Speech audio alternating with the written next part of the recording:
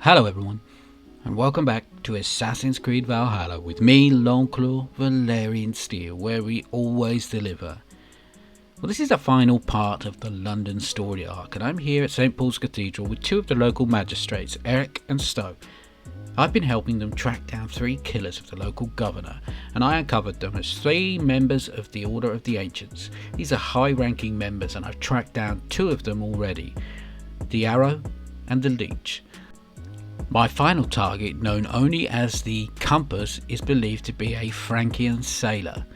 He's a huge man and I encountered him in my last mission, so this is probably going to be my boss fight, which will end my story arc in London.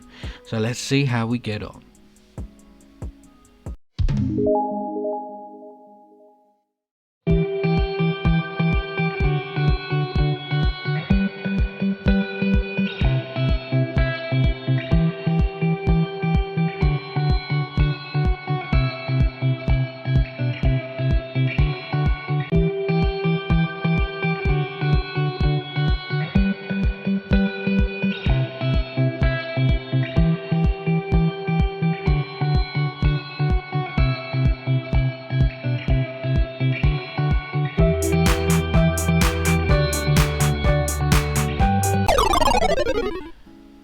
Due to you taking out two of the high-ranking officials in the area, no one really knows that they're members of a secret order and that you're trying to do good, and it's caused a riot, and some of the burly locals have set fire to the cathedral, and you're going to need to escape via the rooftops and then rescue Eric and Stowe, who are still locked in the ground floor. And before you do, you get to see a fantastic cinematic view of the fire of London. It is burning all around the city.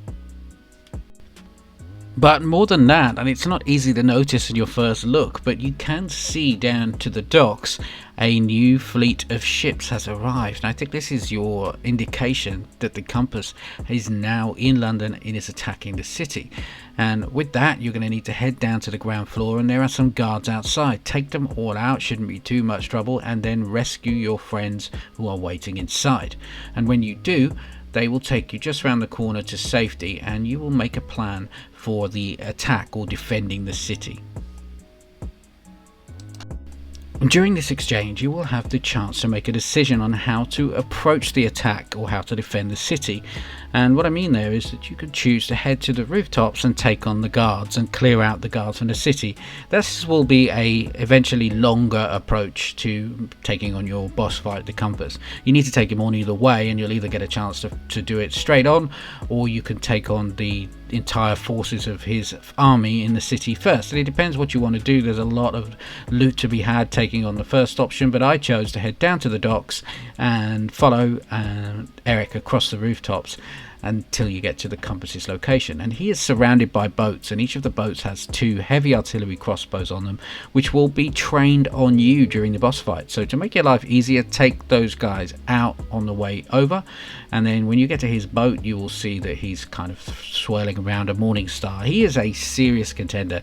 The boss fights do get harder obviously as you get closer to the central part of the storyline, and he's outranks me slightly here as well, but the main key is to stay out of his arm's reach. He will pick you up and throw you into the sea or throw you across the barge, and you really want to avoid letting him do that too often, because there's no way to fill your rations here. If you can avoid getting crushed by his morning star and staying out of his arm's reach long enough, you will get enough heavy attacks in to take him down, and it didn't take that much work. And then you get your kill scene. Not much is revealed in his kill scene. I mean, he is a bit of a scumbag that works for the Order, but nevertheless a high-ranking Order member, and this has been helpful in bringing your Order members down. This is three of the high-ranking Order members located in London, and unfortunately the next story arc where you're going to be able to encounter a larger number of Order members is going to be when you head to Jorvik, and you're going to need to be a much higher rank than you are right now to head up there. So there's more work to be done with these smaller and more localized story arcs, and I'm going to head to Shropshire next. That's kind of been my game plan throughout, and really trying to rank up by taking on some of the other story arcs, so that I can get to, I mean, I had to wait quite some time to get to London, and I had to take on some of the other story arcs, and that's the best way to handle it. Don't try and approach any of the high ranking story arcs, because you're just going to be outranked by every enemy that you come across. Head back and meet with Stowe and Eric, and once again you're given all these clues that there is some kind of bromance going on between the two of them. Fair play to them both. They're happy enough, and Eric gives you the arm ring, which he was gifted by Trigger, who was the Danish lord who they were hired to protect. And this is a really nice little moment, and I wish you could actually see Ivor wearing these, but he doesn't, and I'm not sure why that is, but he does keep it. He even says, I'm going to keep this with pride instead of I'm going to wear this with pride. Which would be nice if he was actually wearing the arm rings to show his achievements that he's made so far. But there we are, all done with London. I'm a bit sad that this came to an end so quickly. It really didn't take very long. There were just 4 missions here. I expected it to be a bigger one. Let me know how you got on. I'll be back very soon with my next story.